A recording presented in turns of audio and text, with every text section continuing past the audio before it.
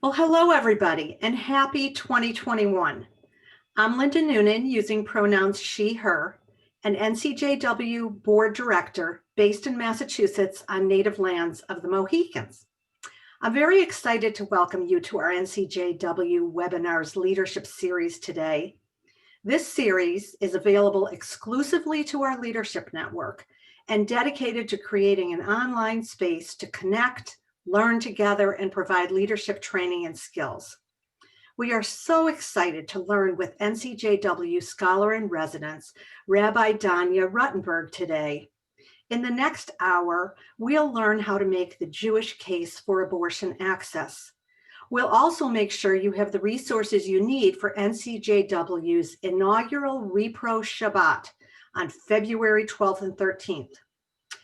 I want to begin with a few housekeeping notes before we started. As Lindsay has already asked, but for those of you joining now, please list your name, section, and pronouns in your Zoom name and introduce yourself in the chat too. Everyone's mics are muted to prevent background noise. You are welcome to unmute during group discussions, and we'll let you know when it's time to do that. To enable closed captioning, click on the CC or closed caption button on the bottom of your screen. And thanks to our captioner, Bobby. Feel free to write questions down or drop them in the chat box, and we'll try to answer them as we go. Write to Lindsay and Jane in the chat if you are experiencing technical issues, but please note we have limited capacity to address these issues while the webinar is running. We are recording the webinar and will upload it to the NCJW website to share with those who cannot attend in person and for your reference anytime you need it.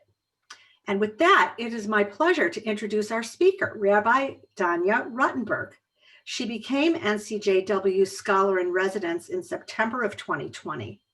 A prolific writer, and will share the 7 books she has written in the chat, Rabbi Ruttenberg was named by Newsweek as one of 10 rabbis to watch, and by the Forward as one of the top 50 most influential women rabbis. Rabbi Ruttenberg was ordained from the Ziegler School of Rabbinic Studies in 2008, has served as rabbi and educator at Tufts and Northwestern Universities, Hillel International, the Dialogue Project, Ask Big Questions, and Avodah. And in addition, I must add that Rabbi Ruttenberg was recognized in Massachusetts in Jewish Boston as one of, quote, 5 amazing people who made an apocalyptic year just slightly less awful. So please join me in welcoming Rabbi Ruttenberg to lead us in this important discussion. It is now my pleasure to turn the webinar over to Rabbi Ruttenberg. Hi, it is delightful to be with you all today on this critically important topic. And I'm so excited I'm just so excited to be here and to learn with you. So let's get to it, shall we? Lindsay is now running the slides so that I can see the chat box and it can be a little more interactive. So Lindsay, can you bring it to the next slide, please?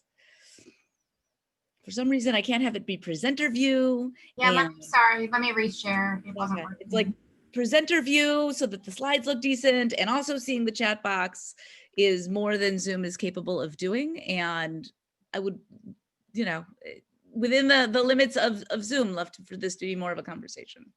So let's start with a question. On a scale of 1 to 10, how comfortable do you feel explaining why abortion is a Jewish value? Please pop it in the chat. 8 or 9, 2, 4, 5, 5, 8, 5, 7, around 7, 5. Awesome. Thoroughly comfortable. Awesome. 5, 6. Awesome. This is fascinating, right? There's some people who are really like comfortable, like I got this. I don't even know why I'm here. And there's some people who are like, I'm not confident at all. And it seems like a lot of people are somewhere in the middle. Which great. Let's get everybody to hopefully a 10 or close to a 10 by the end of this session. Let's make it happen. Next slide. what are the reasons that it could be important or useful to be familiar with Jewish sources on reproductive health, rights, and justice, right? We don't usually do text studies in these spaces. And I think there's a lot that can be gained from learning from the wisdom of our tradition generally. And I'm happy to make that case. But, you know, why are we about to go deep into the Torah and Talmud and some ancient sources? Why is it important that you know what the Talmud says about reproductive health, rights, and justice? How could it be useful today, 2021, to counter argue against Republican evangelicals, right? So much of the abortion conversation has been taken over by fundamentalist Christians, propagating a very specific, one narrow kind of Christianity, not all Christians. But to be able to say this is a religious value, right? Redefining what religious freedom is.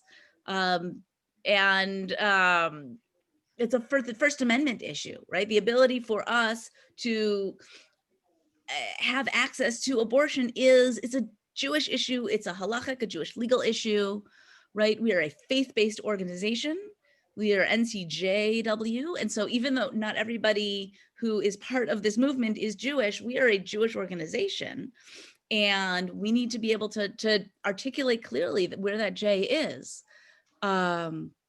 Right, federal, state, and state legislators are arguing from a religious standpoint, even if it's not articulated. And as we go through the sources, it'll be clearer and clearer how that faith-based assumptions and theological assumptions are implicit. And we can sort of surface things and have some tools, right? And yeah, you know, we really need to know our stuff in order to be able to be effective advocates in this space. So let's do this thing. Next slide.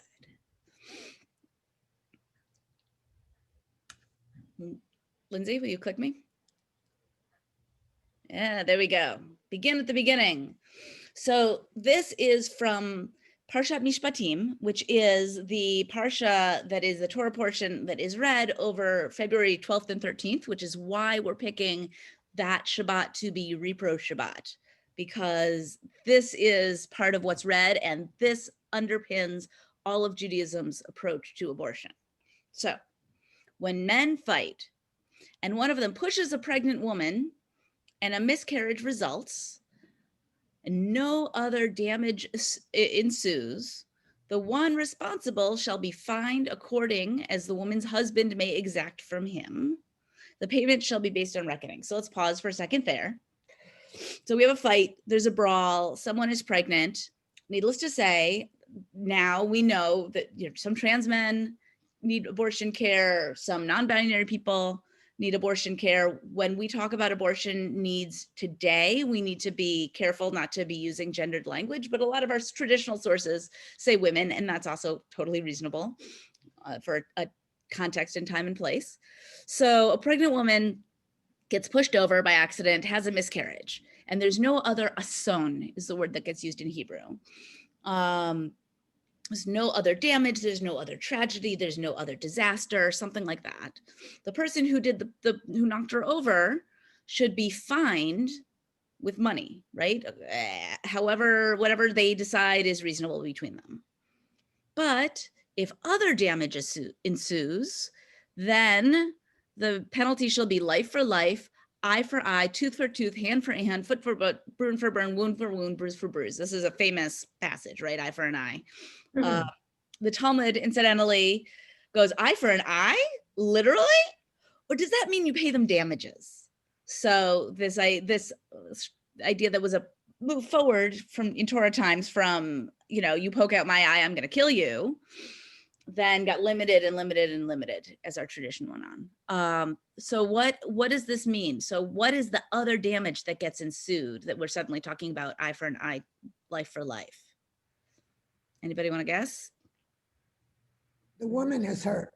Correct. So if she is hurt, and most critically, if she dies, then we start to treat this as manslaughter, right? That if it's just a miscarriage, you pay damages. But if she dies, then we treat it as manslaughter. Does the fetus have the status of personhood? Let's use the chat as a way of being able to have this, get everybody's voices in while still dealing with the limitations of Zoom. Does the fetus have the status of personhood? No, it does not. This is the core for us. Now, notably, because this may ever come up, the Greek translation of the Hebrew Bible, which is called the Septuagint, which is translated 300 years before the Common Era, uses a kind of, does a mistranslation, that word ason, damage. No, so this is, Susan, this is exactly what I'm talking about. So we just say no damage ensues, right? There's a miscarriage, da-da. But in the Septuagint, instead of saying, translating it as damage or harm or something like that, they translated it as form, in the form of. And probably it was because that Greek word was similar to another Greek word and there was some confusion.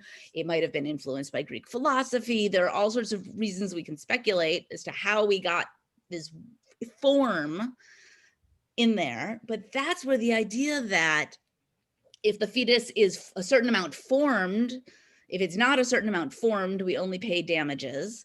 And if the fetus is more formed, AKA further along in terms of gestation, then we treat it as manslaughter. And so this is where Augustine, the Christian theologian, gets the idea of ensoulment. So when we look at the Catholic approach to abortion, this idea that the soul of the fetus comes in at a certain point in gestation, it's from this mistranslation. So it doesn't, in the Jewish reading, it does not have anything to do with the gestational age of the fetus. The Christian mistranslation is where we get into whether or not the fetus was a certain amount far along. Does that make sense to people? Mm-hmm. Got it? Okay. Great. Next slide.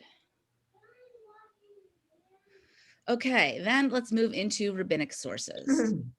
So the Talmud, so you have the Torah, maybe given at Sinai when the people left Egypt, maybe developed organically and codified, by 500s BCE, maybe. So that's Torah. And then you have the Mishnah, which we'll see a little bit, was an oral tradition that maybe was given orally at Sinai and maybe developed organically, but we know was codified around 150 or 200 CE, of like sort of adding nuance and helping us understand how to live the Torah in our lives. And then you have the Talmud, which is really the Mishnah plus other conversations. But we call those other conversations, are sometimes called Gemara, sometimes called Talmud. So now we're suddenly 300 to 500 CE in ancient Babylonia, what's now Iraq. We have a bunch of guys sitting around trying to figure out what the Mishnah is saying. So we're continuing this process of trying to figure out how to live Torah in our lives. Every generation has its own reckoning and its own textual sort of response. And so the Talmud is this record of conversations of these great sages who are trying to figure out how to live the Torah and the Mishnah in their lives. And somewhere in there, we see this a couple of places, we see that if she is found pregnant, until the 40th day, it is considered maya ba'alma. It's just water, basically just water. So anybody want to do a little quick back of the envelope math to try to figure out 40 days from conception, not from last menstrual period, the way we count now?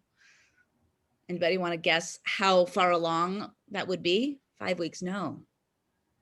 7 or 8, 6 weeks, 12. So it's right. It's about 2 months, because if then they counted from conception. And when you look in Jewish law now, they count from about when conception happened to try to figure out things. And, now in contemporary medicine, we count from last menstrual period. So somebody for sort of American contemporary reckonings, this is somebody who's 7 or 8 weeks pregnant, mere fluid. Okay. Guess when 2/3 of abortions that happen by 2 months. the 8th week, right? So the majority of abortions that take place from a Jewish legal perspective, it's like, why are we even talking about this? Right? And presumably it's because, you know, rates of miscarriage are so high at this point that we're just going to not even consider this a fetus, and maybe you just had a funky period and who knows, right? But why are we even talking about this? 2/3 of abortions, mere fluid. Next slide, please. Okay, here's another Talmudic source. So Rabbi Yehuda Nasi, who is the guy who codified the Talmud, he's considered very major authority. So they're having this whole conversation about the status of a fetus, it doesn't matter. And he holds as if it is as the mother's thigh. Okay, meaning the fetus is Part of the mother. part of the body, right? And this is, you know, my body, my choice. Like actually, like our tradition is like, yes, it's your body, literally your body. This is an organ that you grew. And this is the placenta is an organ that you grew. This fetus is part of you the whole time you're pregnant. And it should be understood as such. Okay. Wait, let me pause here actually. Questions, comments, things I brought a lot of sources because I want us to get really kind of get the whole breadth and depth of this, and I want to make sure I'm not going so fast that people are like, what are you doing, so I knew you in the womb. So that is a line from Psalms that, God says to the people of Israel, before you were conceived, I knew you, da, da, da, da. My basic response to that is that we do not derive Jewish law from Psalms. And we do not derive Jewish law from that one line in Jeremiah where Jeremiah is being metaphoric. Like, we have straightforward legal statements, right? If if there's a miscarriage, you pay a fine, like if there's a death, then it's manslaughter. Like, that's a legal statement. It's not a poetic, metaphoric thing. You don't legislate from poetry. So that's my response to that. So there is a stream. So I will note that of our 1,000+ rabbis for repro, there are a number of Orthodox rabbis. I haven't done a count, but there are a significant chunk of rabbis who identify as Orthodox, including folks who are very well respected in their communities and well respected as Orthodox authorities. For example, Rabbi Asher Lapatin was the head of Yeshivat Chovevei Torah, like the modern Orthodox seminary. He was the guy running it, and he was one of our initial signers. Right? We have people from the Maharot world. We have people all over the place. So there are definitely, and we're going to see some Orthodox responses about contemporary abortion issues soon. Like, this stream is there. There is also a stream in Jewish law, and I'm not going to sugarcoat that or pretend it's not there, that says that abortion is permitted only when it's a danger to the life of the pregnant person. And it's a question about how you interpret source texts. And it's also true that a lot of contemporary thinkers now have been influenced by the evangelical conversation.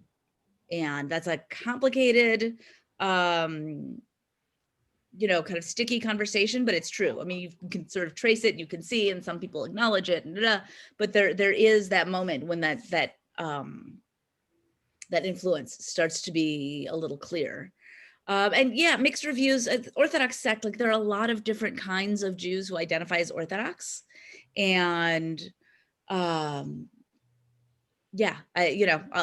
keep going, and I'll show you a bunch of sources from people who are considered, who are definitely Orthodox, who really believe in reproductive health, rights, and justice for everybody.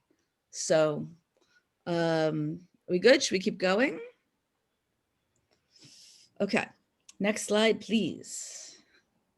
Okay, Now, a few sources of ending pregnancy. This one is a little graphic. I apologize. So this is the Mishnah, which again is an oral tradition that then got written down, codified around 150 CE, 200 CE. It says if the woman is having trouble giving birth, they cut. So this is during labor, right? During labor, we're concerned that something's going to go totally sideways. They cut up the child in her womb and bring it forth limb by limb. Hard and horrible, and using, you know, 2nd century medical technology, because her life comes before the life of the baby or the fetus, however you want to understand it, right? That even in labor, whose life is more important? The pregnant person, right? But if the greater part has come out, so if the baby, basically if the baby's head is out, right? If the baby has already, you know, gotten halfway through the part of labor, one may not touch it, for one may not set aside one person's life for that of another. So when does life begin, according to this Mishnah? When the head is out. Yeah, birth. And, you know, up until then, the fetus is part of the pregnant person's body. So then I want to look at the next source, which is, so this is Rashi, who is an 11th century commentator on Talmud and who is also a very, very great authority. You know, Orthodox. I hate this game of pretending like Orthodox Jews are the most legitimate, because I don't think that's true. I think there are a lot of different kinds of Judaism that all have legitimate claims to their historical lineage that goes all the way back. And this is someone who is regarded as an authority in the Orthodox world, if that makes sense. So as the entire time that has gone out of the air of the world, so this is Rashi's now talking about the Mishnah we just looked at, the fetus is not considered a life, right? So if we've got this fetus still in the womb, it's not considered a life. So it's possible to take its life to save its mother. But when its head come out, we cannot touch it, as it is like a baby, is like a born thing, because we do not push off one life for the sake of the other. So there's a little wordplay happening here, where he's talking about nefesh. It's not, we don't push off one nefesh for the sake of another. Which, what's nefesh in Hebrew? Anybody know? Spirit. Soul, right? It's considered soul or life, and it's kind of soul and life both, which is the thing in Judaism. We don't really have like a soul as this totally separate thing that's, you know, separated out from me. It's just like your soul in your life, but you don't have, whatever it is, you don't have it until you breathe, right? And so then Rashi's alluding to Genesis 2, where it says God created the human being from the dust of the earth, and then God put into the human's nostrils the breath of life, right? Nishimat chaim. So again, neshama, soul, right? And then the person became lenefesh chayai, became a living being, right? So again, like nefesh, like you don't have this life until you have the breath, right? How does human being beget life? By breathing. So until the fetus comes out, and that's when life begins. Does that make sense? Mm-hmm. People with me? Yeah. So neshama means breath. So there's the Genesis line talks about nefesh and neshama, but that until you do the breathing, it's not life, according to Rashi. And that's how Rashi understands this Mishnah. And again, when does life begin? Birth. Really? Okay. Next slide. Actually, before we get into this, it's clear why I'm going on and on about when does life begin, right? Mm-hmm. Right? Come on, talk to me in the chat. Like, let's spell it out. Let's just make it super, super clear and explicit. Yes, it does make sense. I mean, the idea that there are all of these legislations out there on the world out there in our country talking about abortion and talking about when does life begin and does life begin at conception, that's a Christian theological assumption that we do, that is not part of our religion and expression thereof. I just want things to be super explicit. Okay, next one. So abortion as self-defense. So, and this is, we see this in a bunch of Jewish sources. And this is really, again, just to save the life of the pregnant person, but it comes up periodically. So when the first breath is taken, but it's not clear. It's the moment, like they say, if the head is out. So they're kind of thinking of that as breath.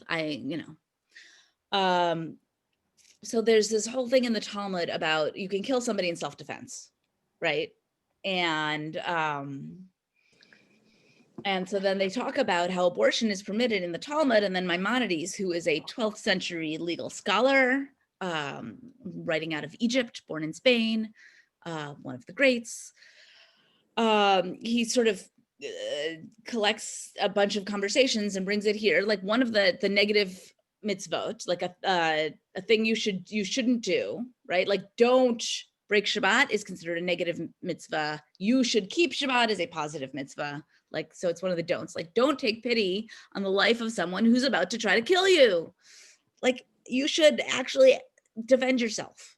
And so on this basis, our sages ruled that when complications arise and a pregnant woman cannot give birth, it is permitted to abort the fetus in her womb, whether with a knife or with drugs. For the fetus is considered a rodef, a pursuer, somebody who's trying to kill her of his mother.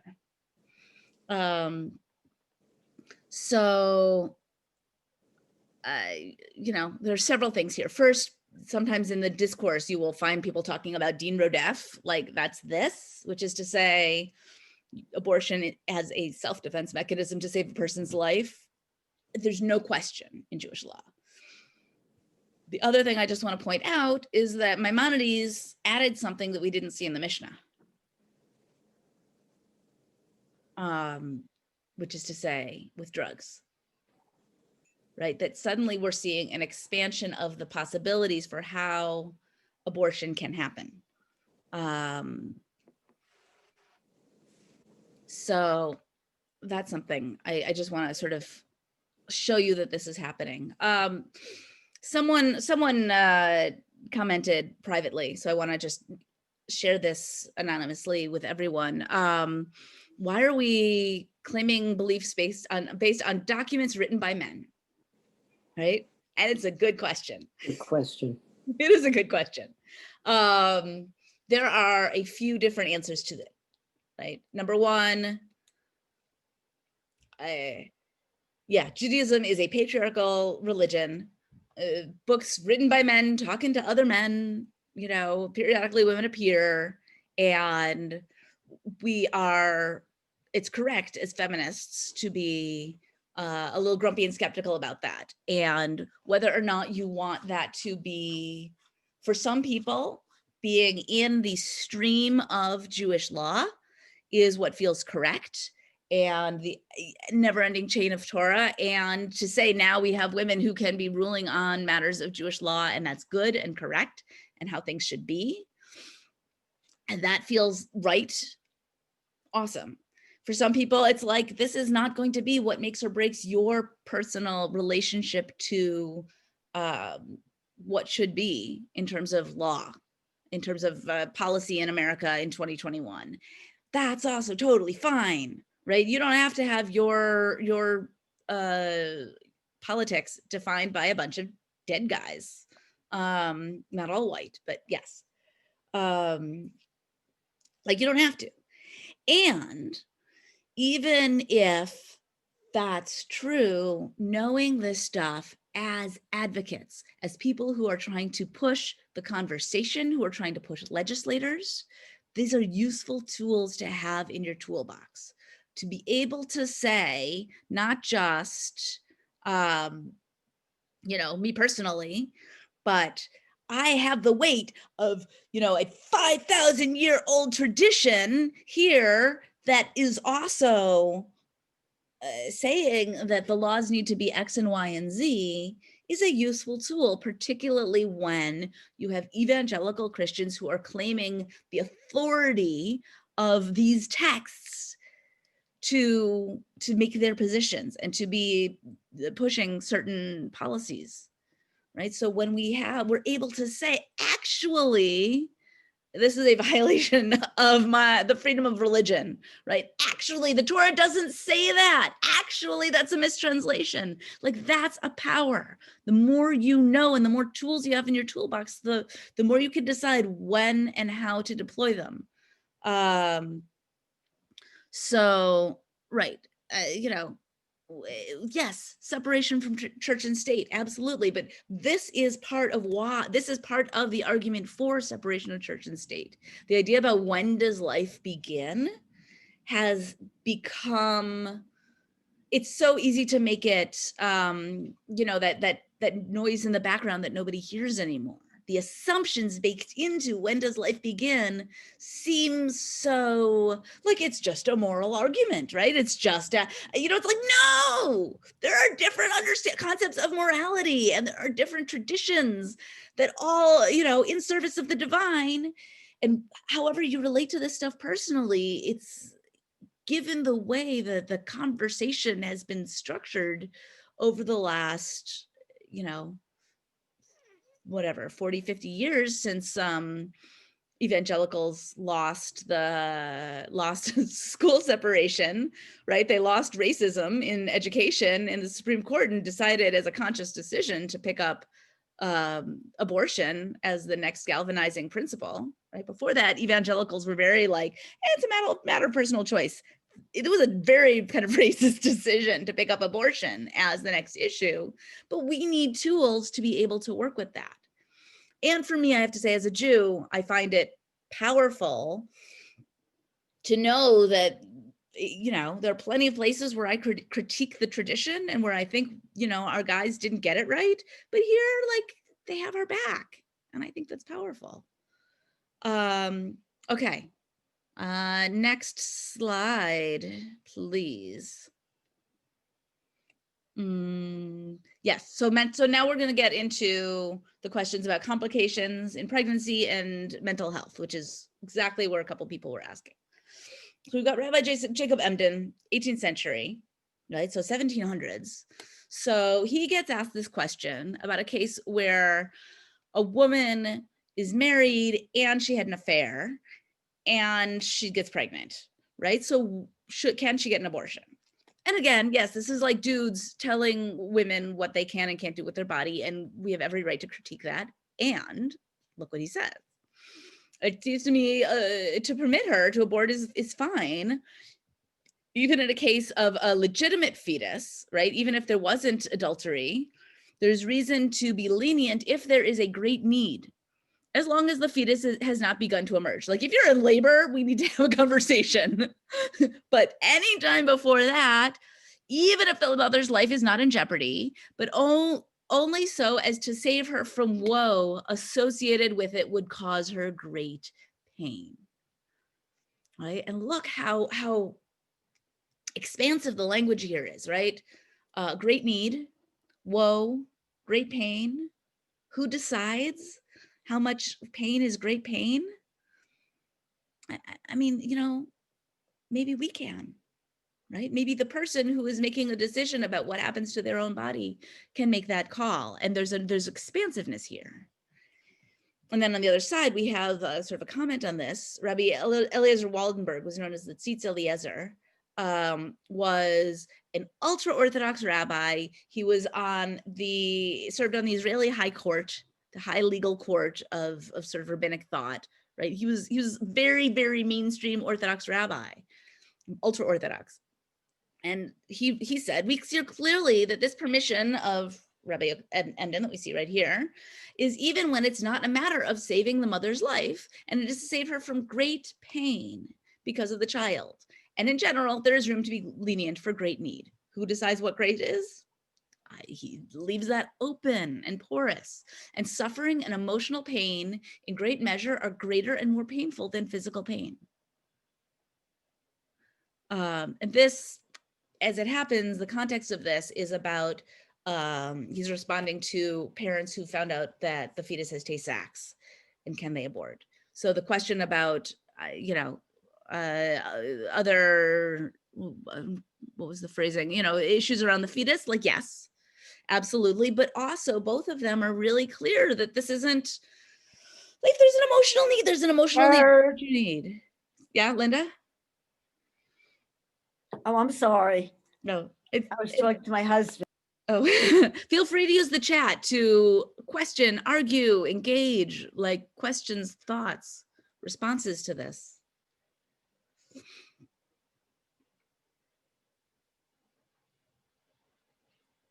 Okay, should we keep going? Just a few couple more.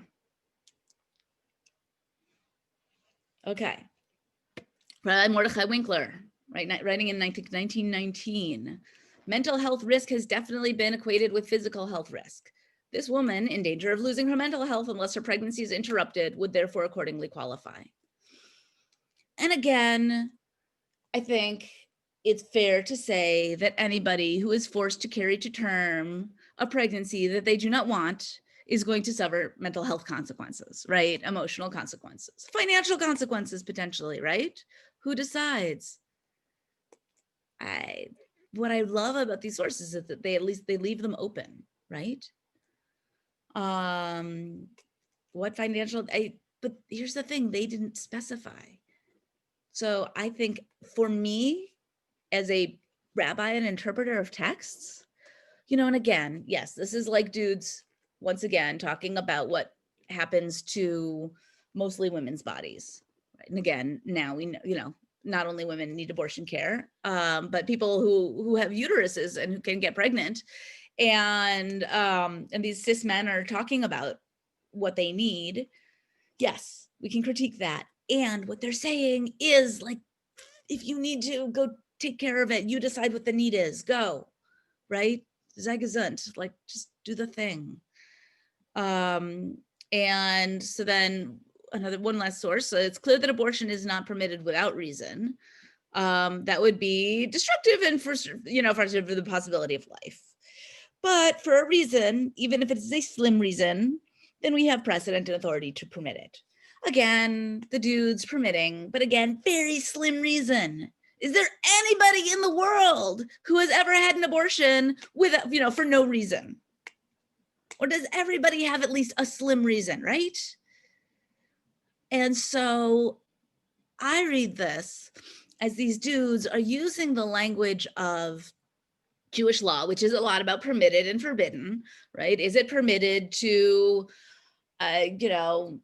build a sukkah underneath the balcony where you can't see the stars, right? Like this is how Jewish law is constructed. Is it permitted to, use this spoon after you accidentally fell into the bacon somebody was cooking over there, right? What's permitted, what's forbidden? This is the language of Jewish law. And what these guys are doing is they're using those tools in that language to say, if there's a need, do it, like, take care of it, and they're basically pulling it, they're sort of pulling it out. Yeah, it's amazing. And it's the possibility of life, right? A pregnancy is not life. It is the possibility of life and not more.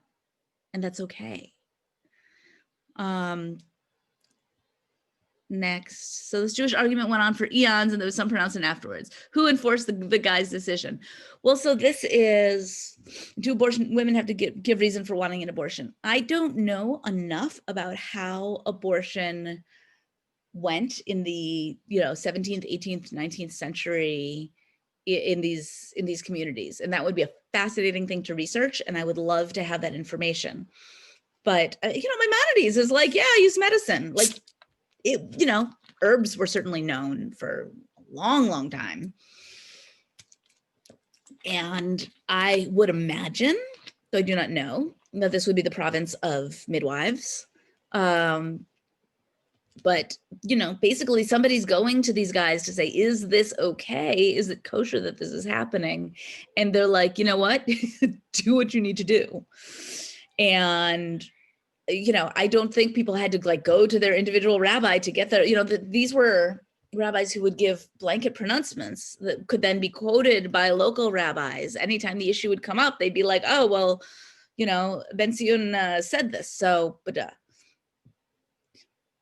so it wasn't a one-on, you know, you didn't need every single rabbi to say the thing. They said, well, Maimonides said, and then, you know, Emden said this based on that, and the Tzitz Eliezer said this based on that guy. So, but, you know, and then that helps shape community policy such as it is, and can help us shape our national policy insofar as we want to use it as a tool to push back on those who are claiming other kinds of values. And trying to use them as a bludgeon, as a truncheon. Other thoughts, questions, comments at this point? How are you feeling now on the 1 to 10? How comfortable are you talking about abortion and Jewish values? 8. Moving up to a 10. 9. 9, 9, 9, great. 8, 9. 8.5. Okay, good. I'm seeing these numbers move up. This is good. The other thing that I want to say that is not part of these sources, because this was really about traditional texts, and they didn't address this. We know our tradition, obviously saving lives is the value, right? And we know that creating communities that are communities of safety and justice are a value. And so when we think about who is most impacted by abortion restrictions, right, is people who are poor.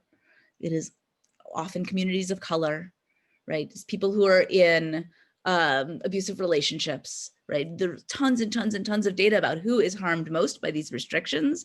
And it is not comfortable white Jews living in the suburbs who will be able to access abortion care anytime, you know, even if it's illegal. And so there are the other Jewish values of our pursuing justice and creating communities that are safe and equitable for everybody, are also Jewish values. I just want to name that. Were there arguments of whether the midnight or doctor would be liable? I don't know if you're using that word liable in the Jewish legal sense of like chayav, like there would be a problem, but what we're seeing here is the permission to, this is permission. This is saying it's okay, go do it, you're okay, oh, criminal. You know, back in the day, people weren't criminalizing abortion care. It was just a question of like, is this okay from a Jewish perspective? It's okay, great, do it. And it was probably happened in people's homes. You know, you called the midwife or the doctor or whoever, and you took care of business, but it wasn't legislated like it is now.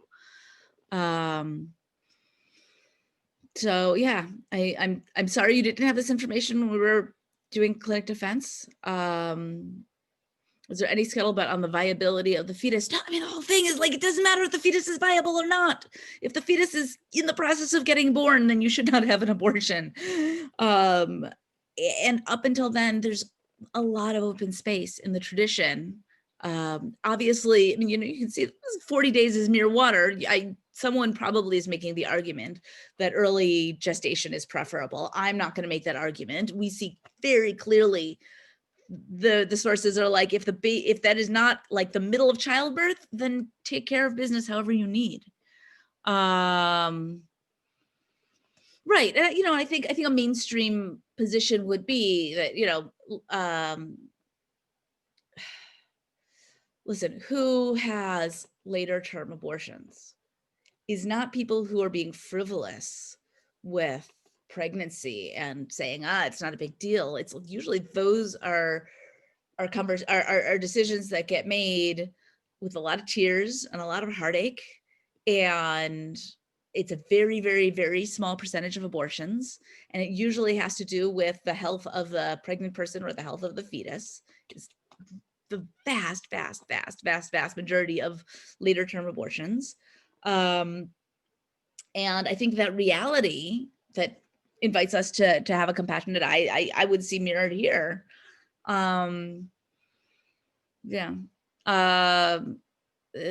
Fetal pain have not seen in Jewish legal sources.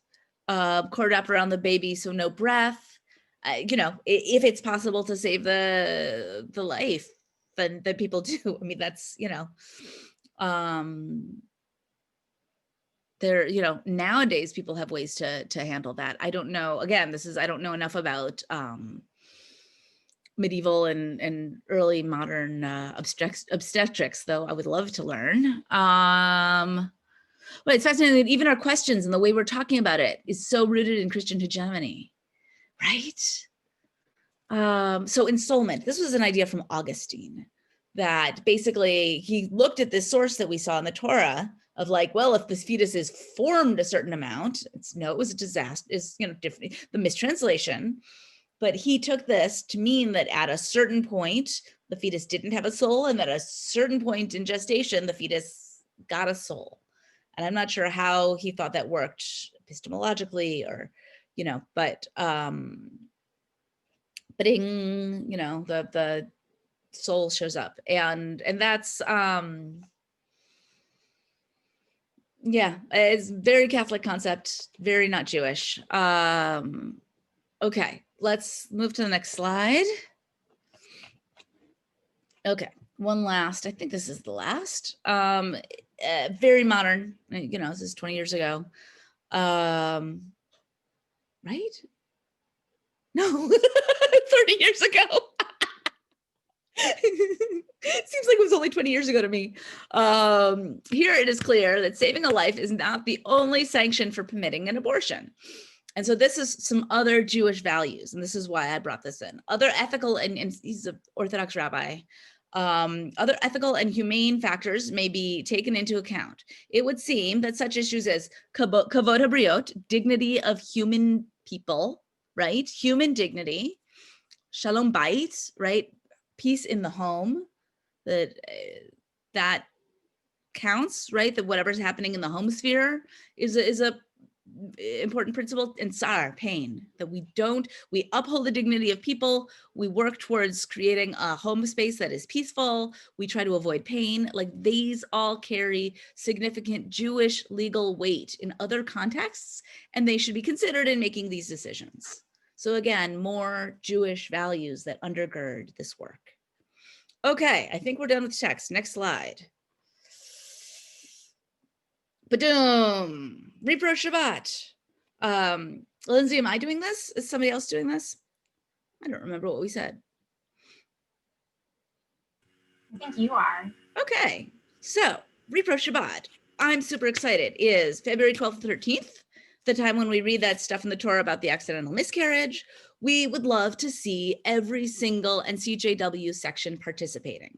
We want to get everybody on board, and this is the time to get things moving.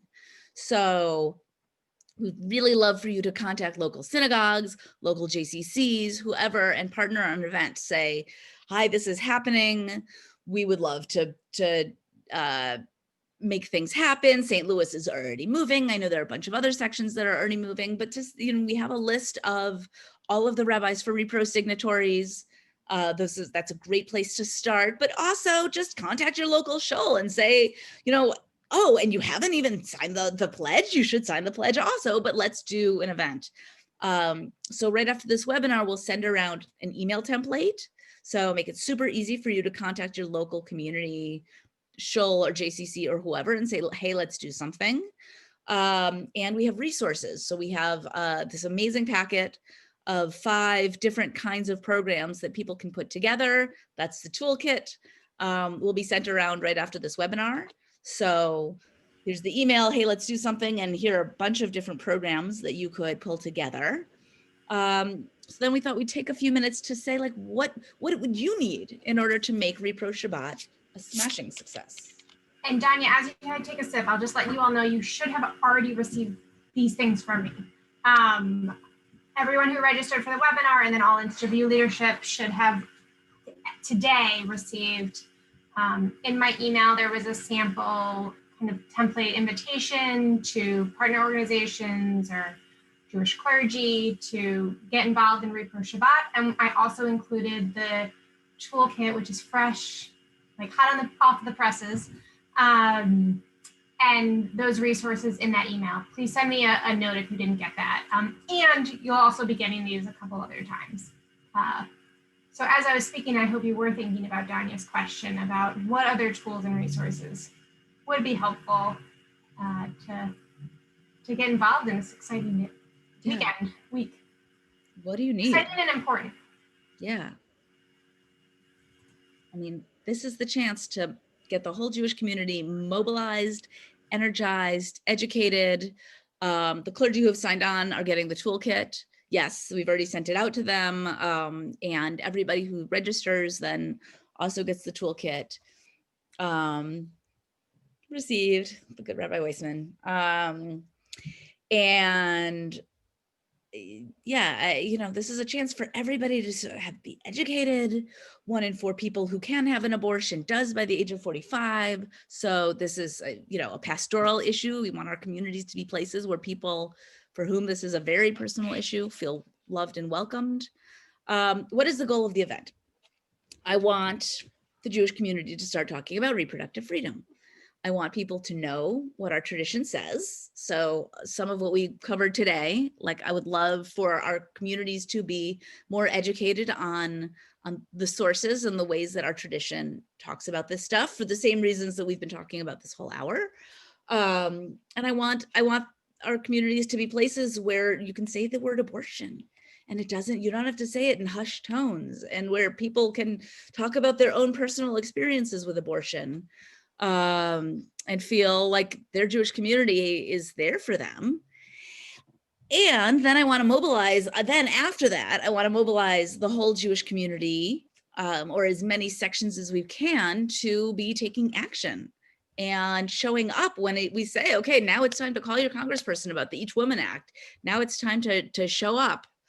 Now it's time to be manifesting at the Digital Lobby Day, right? That we want people to be showing up at Clinic Defense, taking part in helping their local abortion funds, all of that. And this is a starting point to start to open up that conversation and move people in education.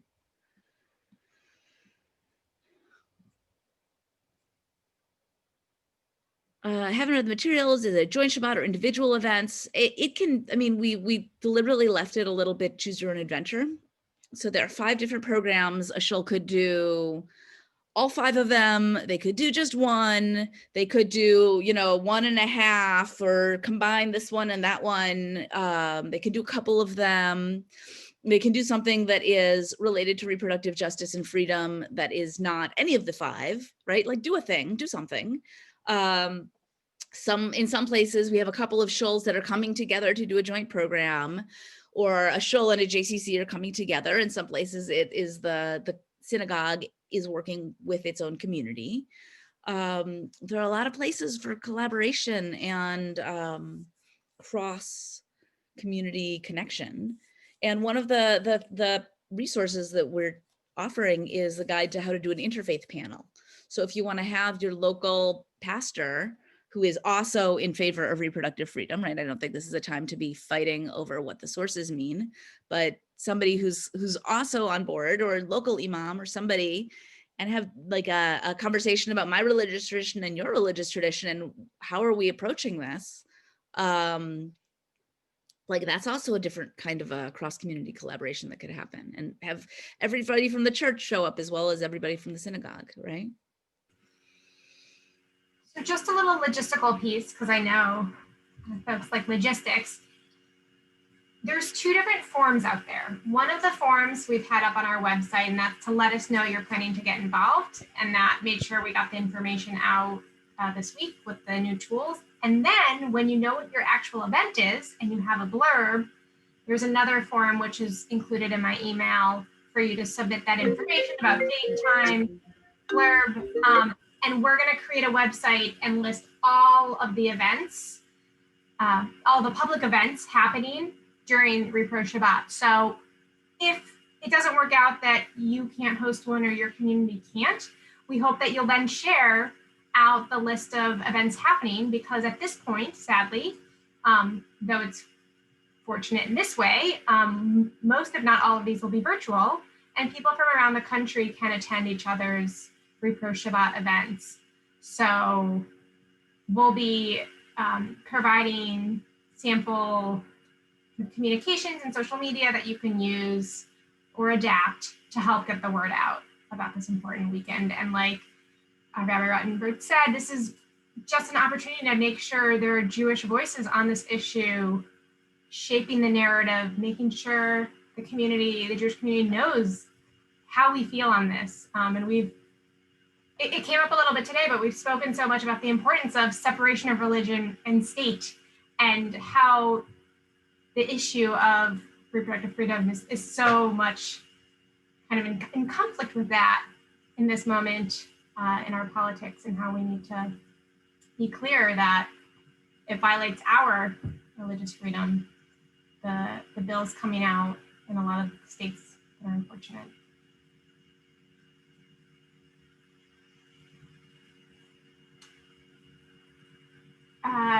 Rabbi Rottenberg, you're on mute. Thank you. Other questions, comments, thoughts, things you would need from us in order to help make this happen?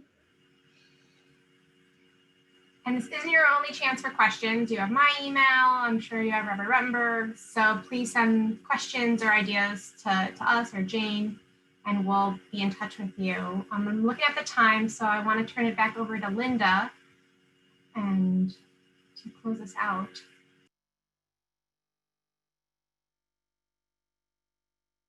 And Linda, you're also on mute.